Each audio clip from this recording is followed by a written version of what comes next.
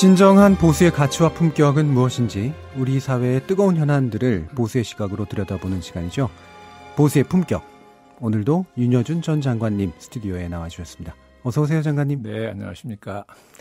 자, 연일 이제 평양 정상회담 얘기로 이제 가득 차 있는데요. 그렇더만요. 예, 오늘 마지막 날인데 장관님께서도 혹시 북한 다녀오셨나요? 아, 북한 다녀오진 못했습니다. 북한은 아니시고. 네. 그럼 딴 데 다 백두산이나 이런 데는? 백두산은 제가 천지를 세 번 갔다 올라왔어요. 세 번이나 가셨습니까? 네. 야, 부럽습니다. 안 가보셨어요? 예, 저는 아직까지. 한번 가보셔야죠. 예. 가보면 예. 기분이 다르죠. 아, 이게 백두산이구나. 그럼요. 예. 우리는 민족의 성지라 그러잖아요. 예. 네. 자, 그러면 이게 정상회담을 지켜보시면서 여러 가지 생각들이 많이 들으셨을 것 같은데 일단은 이제 가장 기억에 남는 장면이 있으시다면 어떤 건가요? 가장 기억에 남는 장면 역시 평양 순환공항에서 예. 문재인 대통령이 그 북한군 의장대사회라는 장면이죠. 예. 굉장히 상징적이잖아요. 예. 거기서 이제 카카오층에 대해서 여러 가지 말이 많습니다. 어쨌든 그렇죠. 예. 오늘도 보니까 북한 TV에서 그 장면을 또 그대로 이렇게 보여줬더라고요. 사열하는 장면이나 이런 것들도 여러 가지 의미들이 좀 있는 것 같은데 9월 평양 공동선언이 나왔고요. 네. 거기서 물론 세 가지 의제들에 대한 구체적인 얘기였었습니다만 비핵화 방안 합의에 관련된 몇 가지 조치들이 이제 나왔는데 성과다라고 얘기하는 분들도 있고 아까 대담에서 보면 생각보다 그렇지는 않다라는 당연한 이제 지적도 있고 그러긴 한데 어떻게 보셨어요? 저는 남북관계 전문가가 아니라는 전제로 예. 말씀드리면 종전의 북한의 태도에서 전혀 진전이 없는 건 아니죠. 예. 근데 약간의 진전, 예. 미세한 진전이 있는 거죠. 말하자면 물론 이제 미국의 상응한 조치가 있어야 된다는 전제가 있었지만 영변 핵시설을 폐기를 하겠다든지 동창리 핵실험장 폐기 할 때 미국이나 국제사회에 참관 허용한다든지 등등 이런 미세한 진전은 있지만 사실 이제 우리가 기대했던 것 같은 북한 핵 폐기와 관련된 본질적인 미국이 요구했던 FFBD라든지 일체 그런 데서 그 공동성명에 일체 언급이 없잖아요. 예. 이제 그런 점에서 보면 북한은 기본적인 입장을 하나도 안 바꿨다. 이렇게 볼 수 있겠죠. 예. 그러면 물론 이제 대중들의 반응이나 아니면 또 다른 전문가들의 이야기는 선언문에 담기지 않은 어떤 구두 합의가 있었을 테고 그게 아마 전달되고 있을 거다라고 짐작을 하는데 당연히 이제 나온 거 가지고 또 얘기할 수밖에 없는 측면이 그렇죠. 좀 있잖아요. 공식적으로 발표된 것만 가지고 얘기할 수밖에 없는데 저도 그 두 번째 정상회담을 배석자 없이 단독 회담으로 했잖아요. 예. 저는 그걸 보면서 두 정상이 뭔가 터놓고 얘기를 할 게 있구나. 예. 그렇다면 뭔가 공개하지는 못해도 핵 문제 중대한 진전이라고 우리가 해석할 수 있는 그런 게 있을 수 있겠다는 기대가 생기더라고요. 예. 그 안에는 뭔가 좀 더 있을 거다. 그렇지 않으면 단독 회담했을 리가 없다고 보는 그 거죠. 형식 자체가. 네. 근데 이제 보수야권 같은 경우는 당연히 드러난 거 가지고 얘기를 할 수밖에 없고 정치적 견해를 가지고 얘기하니까 일단 비핵화에 대한 구체적 진전 없이 무장 해제했다. 아마 이제 이게 군사 남북 간 군사 긴장 완화 이 부분에 대한 조치가 군사 분야 합의가 꽤 자세하게 굉장히 있는데 나왔으니까. 그 중에 보면 한국 보수 안보를 가장 중시하는 한국 보수 입장에서는 문제 제기를 할 만한 대목들이 있어요. 그럼 짚으신다면 어떤 것들이세요? 이게 좀 미세한 부분이라서 일반 국민들은 별 관심을 안 가질지 모르겠는데 제가 얼핏 보니까 이런 대목이 있더라고요. 휴전선 일대에 비행 금지 구역을 만들었는데 동서로. 그렇습니다. 이게 우리한테는 굉장히 그 지역의 비행이 소위 고정익 비행이 전략적 자산인데 우리 북한군 동해항을 탐지한다고 제가 알고 있어요.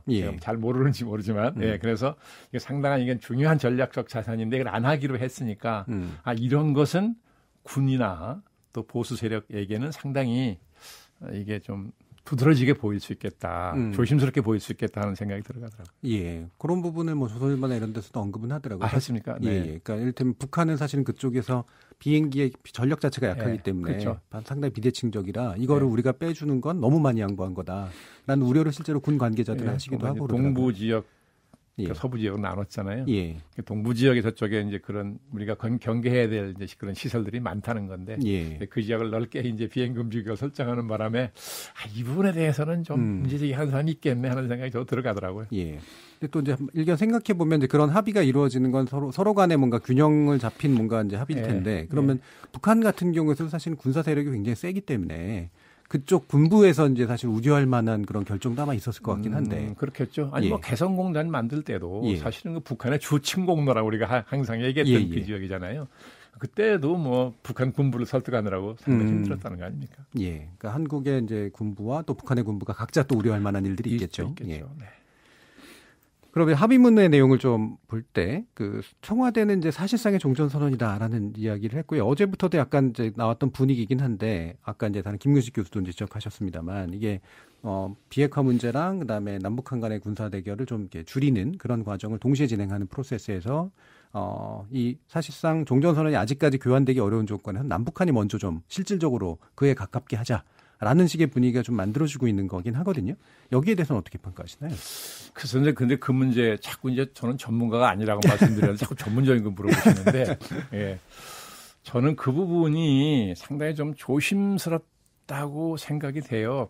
왜냐하면 미국이 지금 우리 남북 정상회담을 앞두고 굉장히 여러 그 당국자들이 똑같은 얘기를 반복해서 한 게 뭡니까? 결국 남북 관계 진전은 그죠? 북한 핵 문제, 퇴기 문제와 보조를 맞춰야 된다. 이걸 계속 했잖아요. 네. 근데 뭐 그 단독 회담에서 무슨 얘기가 있었는지는 모른다는 전제로 드러난 것만 가지고 보면 북한이 전혀 뭐 핵시설 신고도 전혀 안 하고 일체로 이런 방법 언급이 없다시피 했으니까 공동성명에는 이제 그런데 너무 우리가 자꾸 이게 사실상의 종전선언이다 하는 식으로 자꾸 앞서가는 것 같은 만들어지는 것은 이게 어떨까? 실질적으로 좋은 효과가 나올까? 좀 조심스럽다 하는 생각이 들어가요. 네.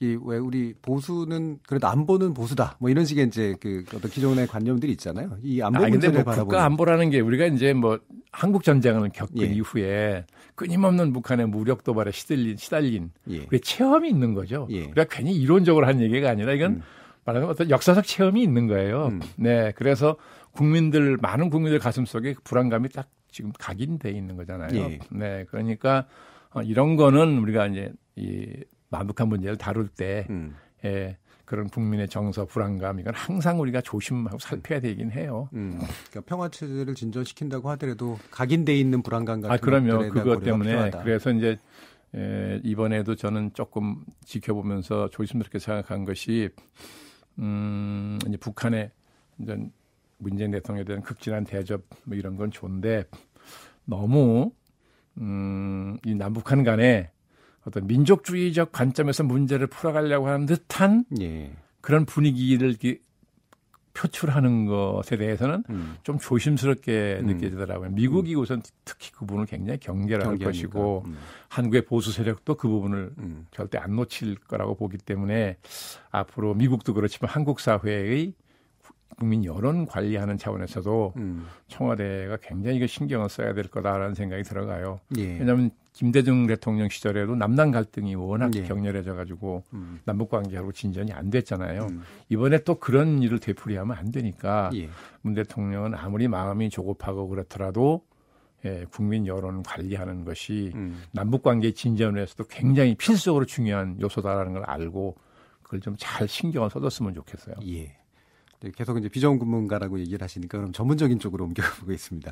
정치권 현안으로 좀 가보죠.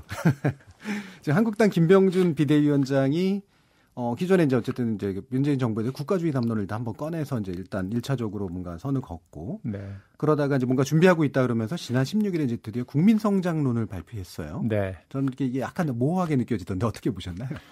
그러니까 국민성장론이라는 것 자체가 그렇게 새로운 얘기는 아니라고 저도 알고 있고 비슷한 얘기 전에도 몇 번 나온 일이 있었죠. 네. 그런데다가 그 내용이 논리적 체계를 별로 갖추고 있지 않아서 뭐 특별히 그렇게 국민의 관심을 끌지는 못하는 것 같아요. 그러나 타이밍이 공교롭게 홍준표 전 대표가 귀국한 다음 날인가 그렇죠? 아마? 그렇죠. 네.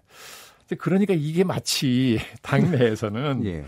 홍준표 대표의 귀국에 대해서 김병준 비대위원장이 겉으로는 뭐 관심 없다고 했지만 속으로는 굉장히 많은 예민한 관심을 가지고 있어서 홍준표 대표의 귀국을 맞춰서 뭐 이걸 일부러 발표한 거 아니냐라는 그런 얘기하는 사람들까지 있다는 거죠. 예. 네. 근데 어쨌든 이제 문재인 대통령의 뭐 그런 소득수 성장 이런 거를 이제 국가주의라고 비판한 입장에서 네.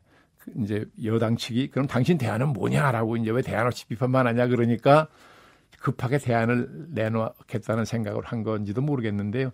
어쨌든 내용이 충실하게 갖춰져 있지 않아서 예. 지금 뭐라고 논평하기가 좀 적절치 않은 것 같아요. 뭐 자유경제하고 공정배분 뭐 이렇게 하는데 자유경제 뭐 시장 자유를 좀 더 약간 포장해서 근데 그것도 시장 자유를 반대하는 국민은 별로 없을 텐데 예.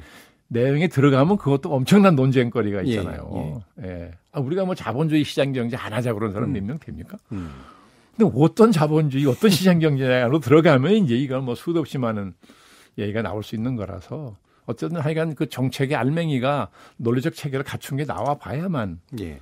뭐라고 얘기를 할 텐데 그 비대위의 뭐죠? 가치와 좌표 소위에서 뭐, 지금 뭐 작업을 하고 있다는 거잖아요. 예, 그렇죠. 네. 저는 그래서 그걸 보면서 가치와 좌표 작업의 일환인가 아닌가 좀 그런 궁금증도 있던데요. 예.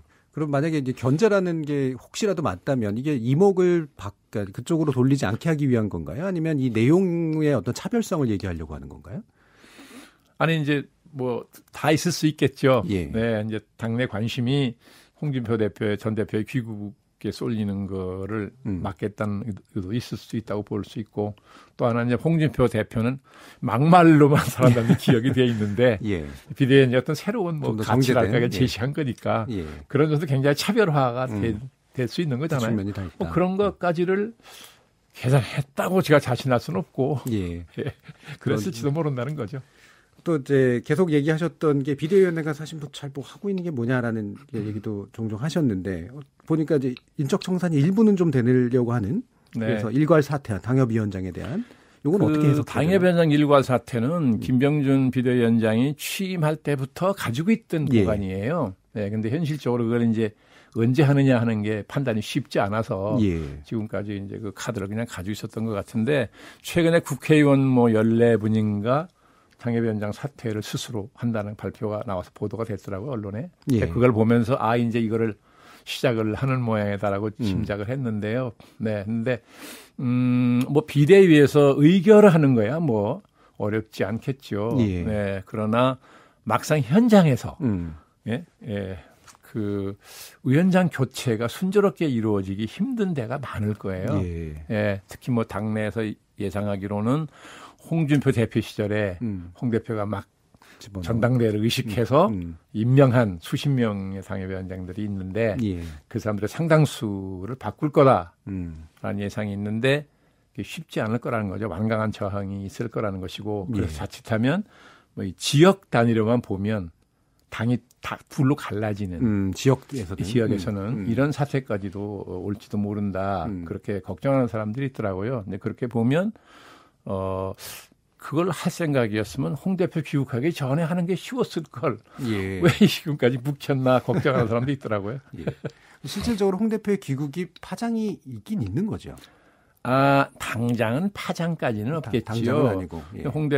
홍 전 대표 자신도 귀국해서 지금 뭐 조용히 있는 거 아닙니까? 물론 지금 남북 정상회담이라는 큰 파도가 지나가니까 지금 무슨 얘기해봐도 소용없다고 머리 숙이고 있을 수도 있는 거지만 저는 홍 전 대표가 내년 초 전당대회는 출마 안 할 가능성이 많다고 봐요.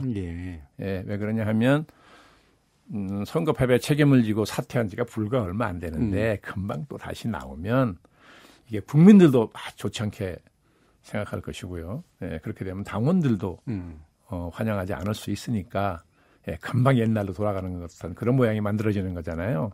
그래서 전당대회는 출마 안 할 가능성이 높다 저는 그렇게 보는 거죠. 그럼 뭐 시간이 얼마 안 남아서 짧게만 말씀을 좀 여쭈면 김병준호 좀 더 나아갈 수 있을 거라고 보시나요?